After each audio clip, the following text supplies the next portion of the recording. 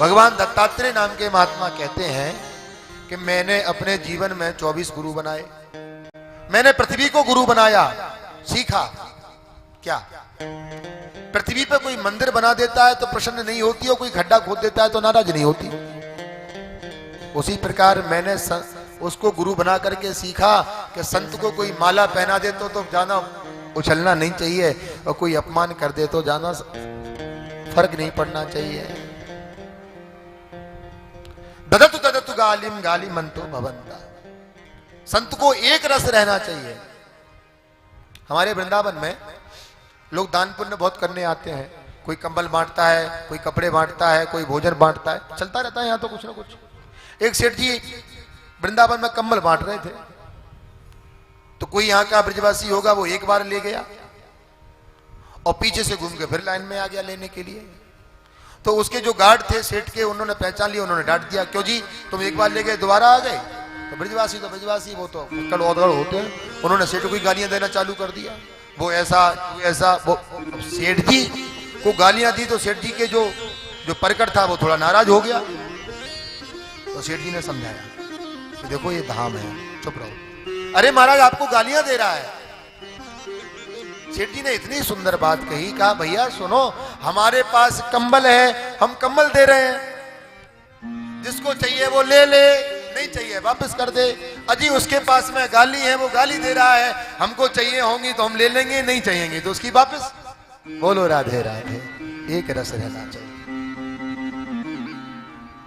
मैंने आकाश को गुरु बनाया, सीखा ईश्वर की सत्ता सर्वत्र व्याप्त होती है, हरि व्यापक सर्वत्र समाना। मैंने पवन को, वायु को गुरु बनाया और सीखा जैसे पवन भेदभाव नहीं करता, जहां सुगंध होती है वहां जाए, जहां दुर्गंध होती है वहां जाए, ऐसा नहीं है। पवन एक रस बहता है। संत के हृदय में भी सबके लिए समान स्थान होना चाहिए। कोई श्रीमंत हो, कोई गरीब हो, कोई पंडित हो, कोई मूर्ख हो, सबके लिए एक जैसा स्थान होना चाहिए। मैंने कुमारी कन्या को गुरु बनाया और सीखा कि ससुराल वाले आए, चावल भोजन करना चाहते थे तो धान कूट रही थी, तो 4-4 चूड़ी बजने लगी तो 2 उतार दी, फिर भी आवाज आ रही थी। एक एक रह गई, बजना बंद हो गया। मैंने उसको गुरु बनाया और सीखा। संत को हमेशा अकेला रहना चाहिए, जाना फौज में नहीं घूमना चाहिए, जाना चेले चपाटों के चक्कर में नहीं पड़ना चाहिए। अकेला महात्मा क्या करेगा जी? भजन करेगा या भोजन करेगा या सजन करेगा? महात्मा को अकेला रहना चाहिए। मैंने मधुमक्खी को गुरु बनाया, उतना ही संग्रह करो जितने में गुजारा हो जाएगा। मैंने अजगर को गुरु बनाया, किसकी नौकरी चाकरी करते हो, अपने राम पर भरोसा करो, मदमस्त रहो, आपको भोजन मिलेगा। इस धाम की विशेषता है साहब, यहां व्यक्ति भूखा उठता जरूर है पर भूखा सोता नहीं है। ये दरबार है श्री जी का। भगवान चींटी से लेकर के अणु तक की, परमाणु तक की आवाज को सुन लेते हैं। चींटी के पैर में भी अगर घुंघरू बांध दिया जाए तो उसकी आवाज भी द्वारकानाथ के कानों में पहुंच जाती है। आप किसको छुपा रहे हो? उसे सब चिंता है, कब किसको क्या चाहिए अपने आप मिलता चला जाएगा। आप केवल भजन करिए। मैंने एक वैश्या को गुरु बनाया। अरे राम राम, वैश्या कोई गुरु बनाने की चीज है? मैंने सीखा उसको गुरु बना करके। वैश्या अपने स्थान पर तैयार होकर के खड़ी हो जाती है, कोई धनवान आएगा धन दे करके जाएगा, लेकिन सुबह से शाम तक नहीं आता तो उसका मन उदास हो जाता है। मैंने उसको गुरु बनाया और सीखा कि दुनिया से आशा रखोगे तो आंसू ही निकलेंगे, संसार से अपेक्षा रखोगे तो दुख ही मिलेगा। आशा करना है तो किससे करिए? क्योंकि आशा एक राम जी से, दूजी आशा छोड़ दे,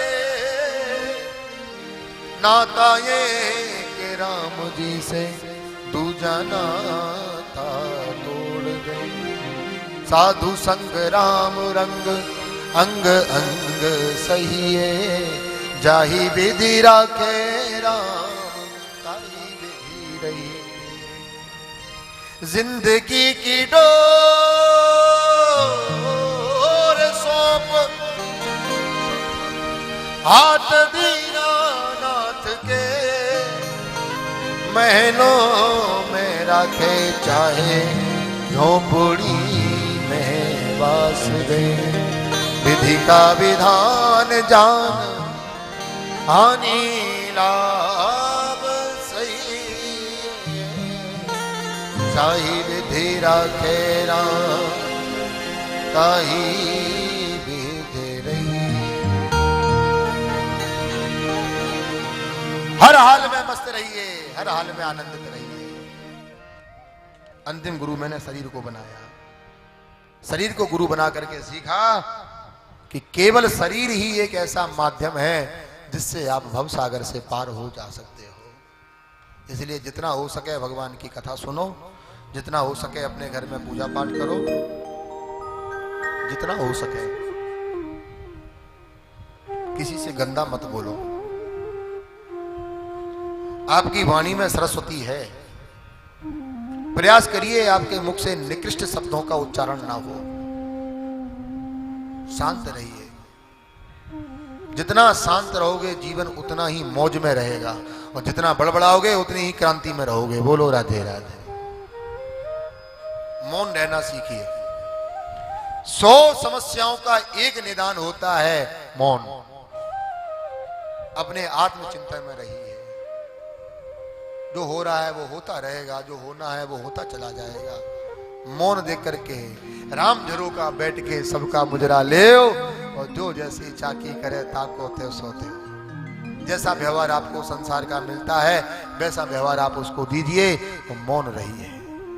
विवाद की भूमि को प्रकट मत करिए।